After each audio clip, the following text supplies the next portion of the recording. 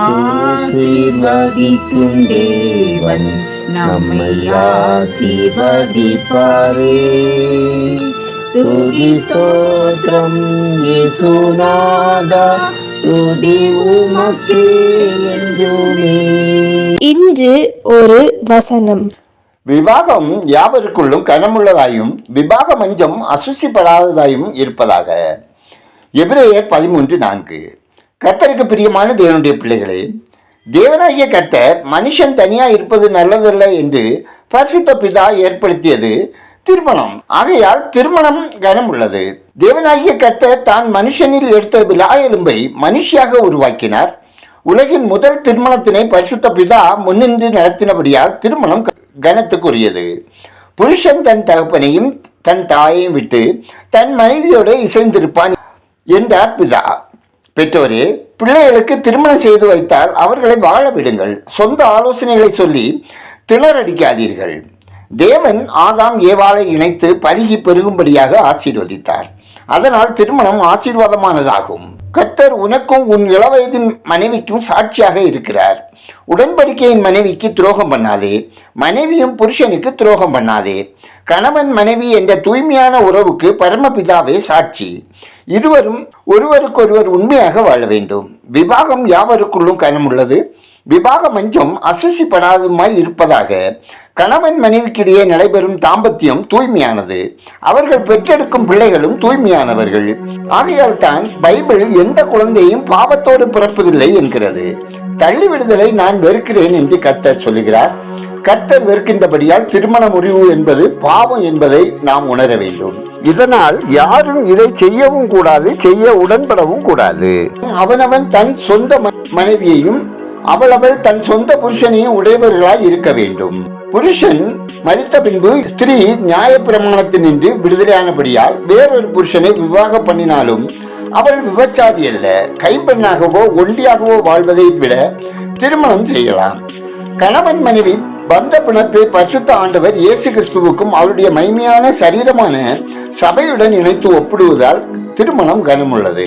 இத்தகைய கனத்துக்குரிய திருமணத்தினை நாமும் மதித்து அதனை உண்டாக்கிய கர்த்தரை மகிமைப்படுத்துவோம். ஜெபம் செய்வோம். மனுஷன் தனியா இருப்பது நல்லதல்ல, ஏற்ற துணையை உருவாக்குவேன் என்று திருமண பந்தத்தை ஆசீர்வதித்த பரிசுத்த பிதாவே, திருமண வாழ்வில் இணைக்கப்பட்டவர்களும் இணைக்கப்பட இருக்கிறவர்களும் உங்களால் ஆசீர்வதிக்கப்பட்ட அங்கீகரிக்கப்பட்ட வாழ்க்கை வாழ தயவு செய்துள்ள ஜெபிக்கிறோம்.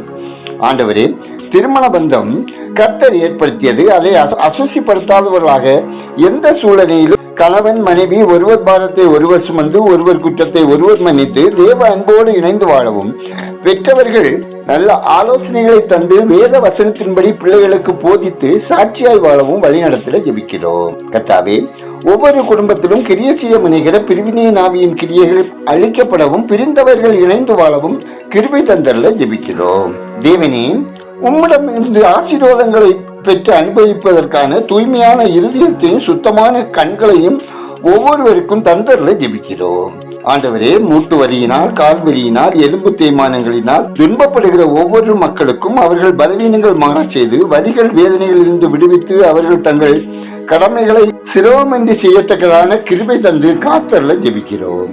ஆண்டவரே, இந்த உலக வாழ்வில் சந்திக்கிற பாடுகளினாலும் உபத்திரவங்களினாலும் பிரச்சனைகளினாலும் நாங்கள் சோர்ந்து போகாமல் உங்க பலத்தால் ஆலோசனையால் வழிநடத்தி சத்துருவை மேற்கொண்டு ஜெயமுள்ள வாழ்க்கை வாழ வழிநடத்திட ஜெபிக்கிறோம். ஆண்டவரே, எங்களையும் உங்க அன்பு பிள்ளைகள் அனைவரையும் சூழ்ந்திருக்கிற அந்தகார இருள் துரத்தி வெளிச்சம் தந்து தீமையிலிருந்து விடுவித்து நன்மைகளால் நிரப்பிட நிற்கிறோம். கர்த்தாவே, பிசாசின் கட்டுகளினால் மாந்திரிக வல்லமைகளினால் பீடிக்கப்பட்டு கண்ணீரோடு வாழுகிற ஒவ்வொருவருக்கும் அற்புதமான விடுதலை தந்து மாந்திரிக வல்லமைகள் செயலிழந்து போக செய்து ரட்சித்தல்ல ஜெபிக்கிறோம்.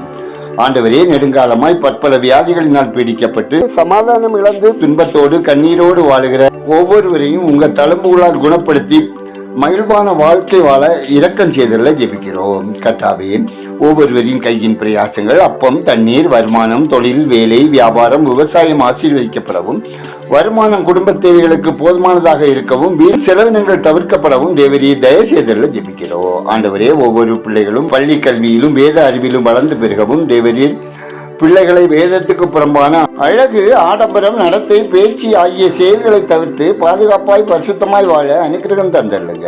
ஆண்டவரே, இந்த நாளில் பிறந்த நாளை திருமண நாளை கொண்டாடும் ஒவ்வொருவரின் மன விருப்பம் நிறைவேற்றி அவர்களை ஆசீர்வதித்திட ஜெபிக்கிறோம். எங்கள் ஜெபத்தை கேட்பவரே, அதற்கேற்ற பதில் தருகிறவரே, உமக்கு நன்றி சொல்கிறோம்.